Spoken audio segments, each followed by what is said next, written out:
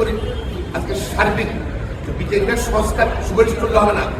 বিচার বিভাগের ঠিকই অধপতনা ঘটেছে, কিন্তু ইন্টারফেয়ার করেছে জুডিশিয়াল অ্যাক্টিভিটিটা। সরকার থেকে দুদক একটা ফরমাইশ সংস্থা হিসেবে দায়িত্ব পালন করছে, এবং সেই দুদকের অবস্থান কি বর্তমান নতুন দুদকের চেয়ারম্যান হয়েছে, কমিশনার হয়েছেন, তাদের অবস্থান কি আগের মধ্যে হবে?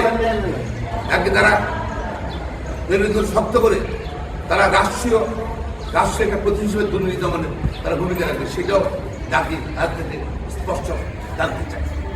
আমরা চাই না সারা পৃথিবীতেই, কিন্তু আমরা চাই না এরকম রিপিটেশন আসবো। আজকে বিচার বিভাগ তো ধ্বংস করে দিয়েছে, এবং তারপর দুদক ধ্বংস করে দিয়েছে, এবং আমাদের যে আমরা কেন আইন মন্ত্রণালয় থেকে বিচার সম্পূর্ণ আলাদা চাই, এই কারণে কথোপকথনটা দেখেন আপনি। আইনমন্ত্রী বলতেছে দুদকের আইনজীবীকে, বিচারককে বলো যে এইভাবে অত ডেট দাও, অত ডেট দিতে হবে, নেক্সট ডে অত হবে, এই লোক কথোপকথন। আমি এসব তদন্ত করা উচিত না। যাতে জানতে চায় বেগম খালেদাকে আজকে অসুস্থ, আজকে ওনাকে দীর্ঘদিন একটা মিথ্যা মামলা জেলে রেখেছে, সুস্থ বেগম খালেদা জেলে ঢুকেছে, আর সরকার অসুস্থ করে তাদের হুইলচেয়ার বেরিয়ে আসছে মিথ্যা মামলা। 16 বছরে এমন অনেক আইনজীবীকে দেখা গেছে যারা সরকারের পারপাস সার্ভ করতে অনেক দিন করেছেন। আমি নামই বলি মন্ত্রীর মধ্যে উনি স্বাগতিক হত্যা মামলাটা যেন কোনোভাবেই তদন্ত না হয়, স্বাগত বিচারপতি মানিককে সম্মতি উনি ক্রেডিট করে এই তদন্তটা আটকে রেখেছেন। এই ধরনের আইনজীবী আপনারা প্রচারিত থাকবে। আমি মনে করি এই সংস্কার কমিশনের মধ্যে এইসব সবই আসা হচ্ছে। প্রিএমএলএ কি কারণে সংস্কার দরকার হবে? শুধু এই এখনকার একটা সুপারিশ করলাম, মেয়ের সুপারিশ, সিম্পল সুপারিশ করলাম, নো। আমরা কি এক্সাম্পলে থাকা উচিত, তারপর যে কোনো সংস্কারে এখন তার সংশোধন হচ্ছে, চলমান আছে, সংস্কারে প্রেমগুলো থাকে সিচুয়েশনে হয়েছে।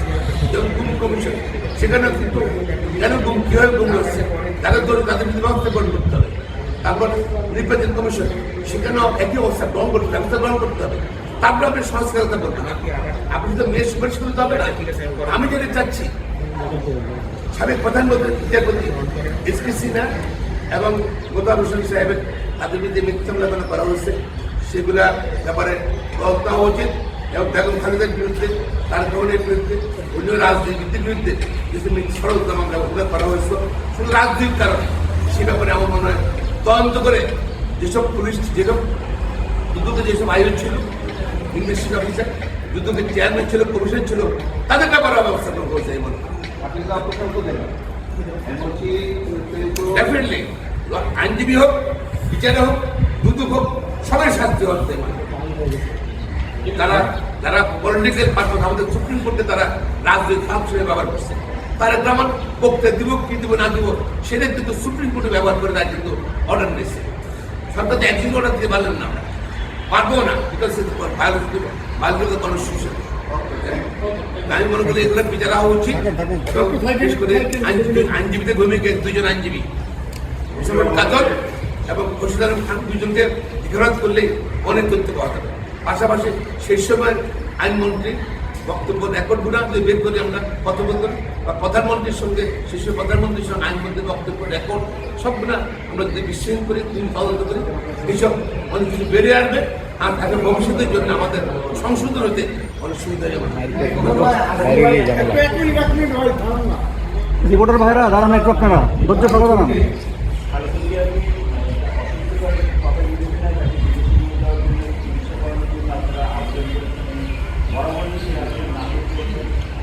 এখন তো এই প্রতিবন্ধকতা আমরা বিদেশে যাই, তো সেই জায়গাটা আসলে এখন প্রতিবন্ধকতা কি আছে তারা অপচিকিৎসা দিয়েছে, তারা জেল থাকা গেছে।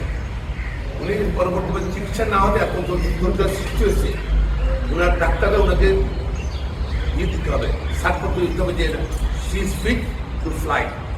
ট্রিটমেন্ট ওটার জন্য তার শারীরিক সুস্থতা ফিটনেস থাকতে হবে, সেজন্য ওই সময় আপনি নাম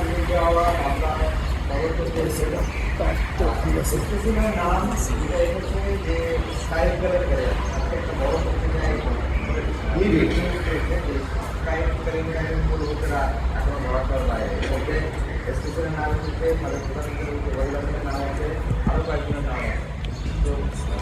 এইটার তদন্ত হওয়া উচিত না? Definitely, প্রত্যেক তদন্ত হচ্ছে।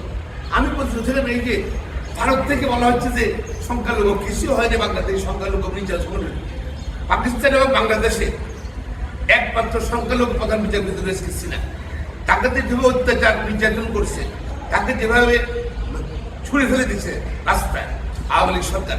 কই বাংলাদেশ হিন্দুরা তো কোনো কথা বললেন না, ভারতের সরকার তো কোনো কথা বললেন না। তাদের কাছে তাদের ভারতের স্বার্থটাই ছিল বড় কথা, এবং আওয়ামী লীগের তারা আওয়ামী লীগ মনে করছে তাকে দলই ছিল তাদের প্রকৃত মানে ওদের লোক হিসাবে তারা চিন্তা করছে, যেটাই মানে সে সময় উচিত ছিল, ভারতের উচিত ছিল। তারপর আমাদের সংখ্যালঘু সম্প্রদায় ইয়েগুলো এখন আছে না, তাদের উচিত ছিল। আসলে সবাই পলিসি বল, এবং সবাই সব কিছুই আদালতের মধ্যে গত 15 বছর একটা বিভীষিকাময় সময় গেছে বাংলাদেশের মানুষের বিচার বিভাগের জন্য, এবং তাতে দেশের মানুষের সার্বিক অবস্থা খুবই খারাপ অবস্থা ছিল। আপনি বলতে পারছেন যে স্কাই সেমিনারে ঘটনাটা সব কিছু তদন্ত হচ্ছে, এনিথিং হ্যাপেন্ড জুডিশিয়ারি। ধন্যবাদ।